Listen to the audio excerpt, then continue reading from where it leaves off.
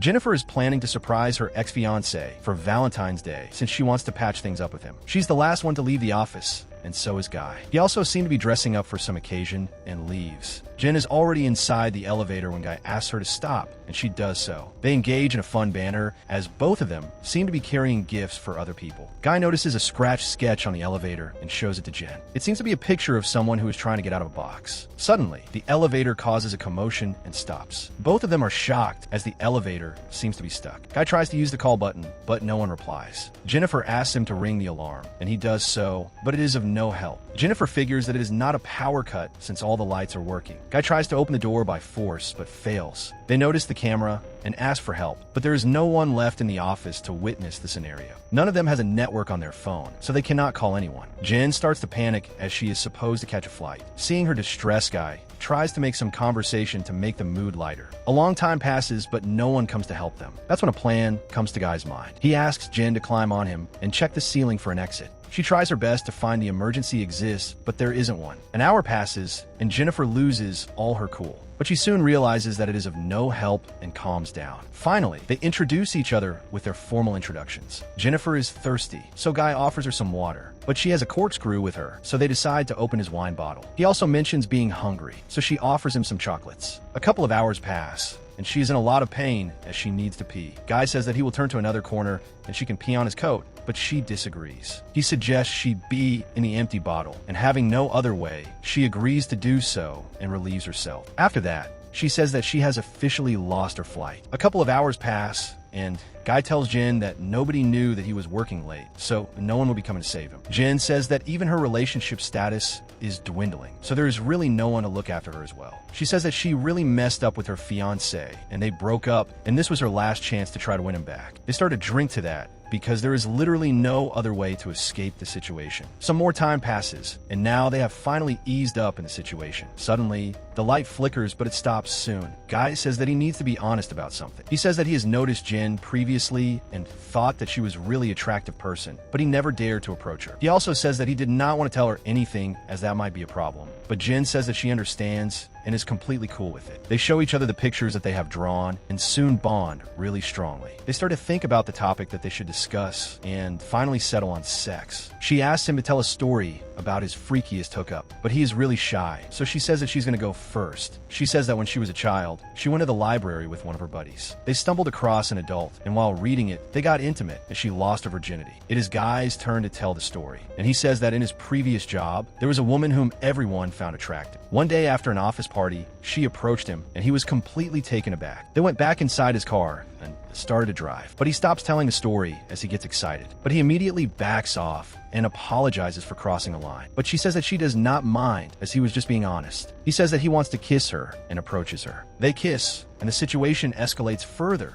ultimately leading to a hookup. After that, he says that she is amazing and he might just fall in love with her. It makes things awkward between them, and she relapses. She says that she was supposed to go back to New York and fix everything with her partner, but she's going to do that now. She says that she loves him, and it shocks Guy. He says that what happened between them was also real, and it meant something. She says that she has been with her partner for a long time, and what happened here was merely a fantasy that they should both forget about. He says that if she has already broken up with her partner, it should stay that way, and once they go out, he will take her out for dinner. But she snaps and says that they're not going to meet ever again, and he should simply forget about her. His demeanor starts to change, and he says that he wants to be honest with her about everything. He says that he does not work in the office, and his name is not Guy. He also mentions that he has been stalking her, the footage that he captures every moment. He has been stalking her for days, and it was no accident that they are in the elevator. He says that he is the building security guard, but she never noticed him. People like her don't notice him, and that's how he was able to cook up the entire situation. But whatever happened between them clearly did not mean anything to her, so he would let her go. He takes out a key and starts the elevator. She snaps and calls him a psychopath. She says that she is going to call the cops and send him to jail, but he says that he can't let that happen. She lunges at him, and while fighting, she breaks the key, and now they're actually stuck inside the elevator. Enraged, she knocks him out using the bottle. He stops responding, so she goes to check, but he gets up and knocks her out. Both of them lie there unconscious. She gets up and sees Guy sitting there. She asks him about why he did all that. He says that he always wanted to know how, but someone like her would never accept him. He planned everything, and for a second, he thought that things were going to work out. But she says that it's all over as people are going to look for them. He says that no one's going to come as he asks the other two guards to take the day off. He also says that he's going to have to kill her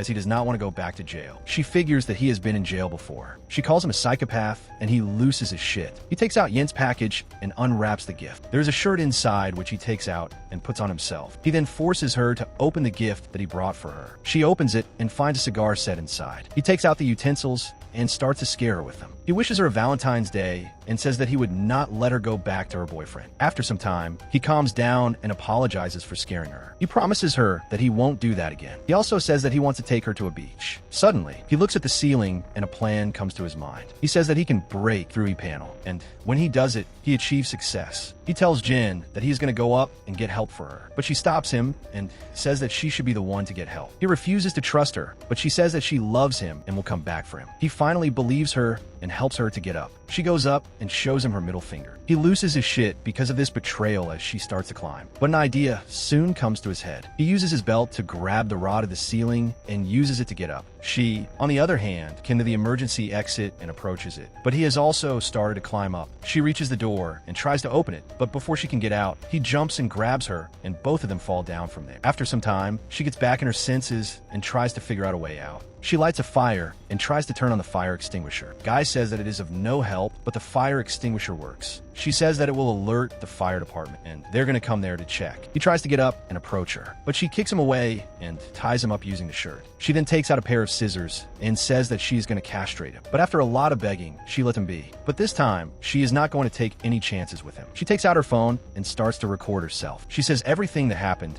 and then pans the camera towards him. She forces him to confess everything that he did so that when the police catch him, it will be an open and shut case and she does not have to fight for it. He reveals that his name is John Dinkins, and when she saw the sketch, he used his key to lock the elevator. He says that he wants to finish the story he started. He started driving the car with that woman that night, but they crashed and the woman died. He did not face any injury, so the cops took him into custody. Once he got out of jail, he had lost everything and no company wanted to hire him, and that's why he got the security gig. One day, he saw her coming in and immediately fell in love with her. But he knew that asking her nicely would be of no help, so he took that route. After some time, Eddie comes there with his girlfriend to show her the office. He calls for John, but he is nowhere to be found. Suddenly, he notices the CCTV and finds both of them stuck inside the elevator. He tries to talk to them, and Jen answers. She says that they are stuck, and Eddie says that he's going to get them out of there. He immediately runs there and manually opens it. Jen asks him to take her out, and he says that he will. He turns his eyes for a moment, and John pushes her away from there. He then tells Eddie that he needs to get inside the elevator to free them. Eddie gets halfway through,